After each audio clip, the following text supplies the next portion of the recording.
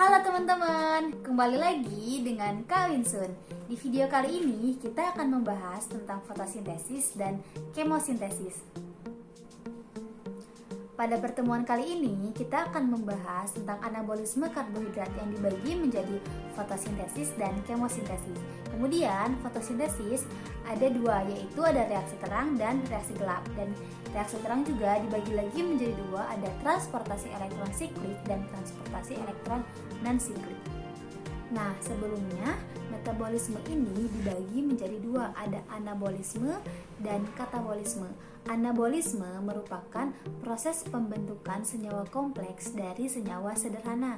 Contohnya yaitu pada fotosintesis. Kemudian yang kedua yaitu katabolisme. Katabolisme merupakan proses penguraian senyawa kompleks menjadi senyawa sederhana. Contohnya yaitu pada respirasi sel.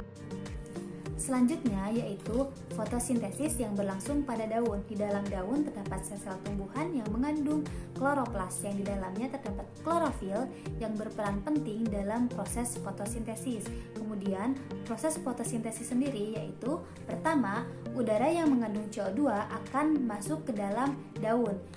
CO2 tersebut menyebar di antara sel-sel tumbuhan. Nah, lalu air yang terdapat di dalam akar akan menuju batang mengalir ke daun. Kemudian molekul air tersebut akan dipecah oleh energi matahari menjadi O2 dan hidrogen.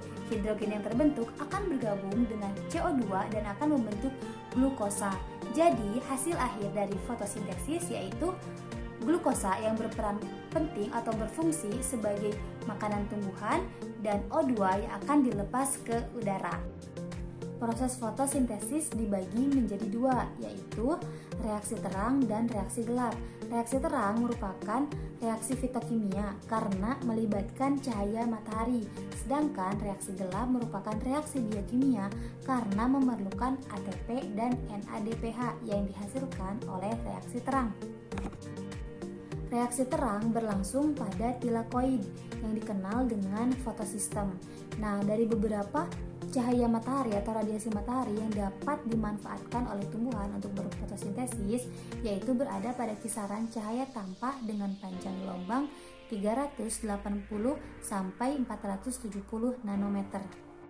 Selanjutnya yaitu fotosistem. Fotosistem dapat dibagi menjadi dua, yaitu fotosistem 1 dan fotosistem 2. Persamaannya yaitu sama-sama memiliki klorofil A yang berfungsi sebagai pusat reaksi yang dapat menyerap cahaya merah. Sedangkan perbedaannya yaitu pada fotosistem 1 panjang gelombangnya yaitu 700 nanometer atau biasa kita kenal dengan P700, sedangkan fotosistem 2 panjang gelombangnya yaitu 680 nanometer atau yang biasa kita kenal dengan P680. Reaksi terang dibagi menjadi dua, ada transportasi elektron siklik dan transportasi elektron non-siklik. Pertama yaitu transportasi elektron siklik, yaitu energi foton akan ditangkap oleh fotosistem 1 atau P700 dan mengakibatkan eksitasi atau pelepasan elektron. Elektron ditangkap oleh akseptor primer, selanjutnya akan dikembalikan lagi ke fotosistem 1 melalui rantai transport elektron. Akseptor yang terlibat yaitu peridoksin, kompleks sitokrom, dan plastosianin. Kemudian jatuh lagi di fotosistem 1. Pada rantai transport elektron tersebut terjadi fotofosforilasi sehingga membentuk ATP dari ADP. Karena elektron kembali ke F1, maka tidak terjadi fotolisis air sehingga dalam fotofosforilasi tidak dihasilkan O2 dan NADPH. Selanjutnya yaitu transportasi elektron non-siklik.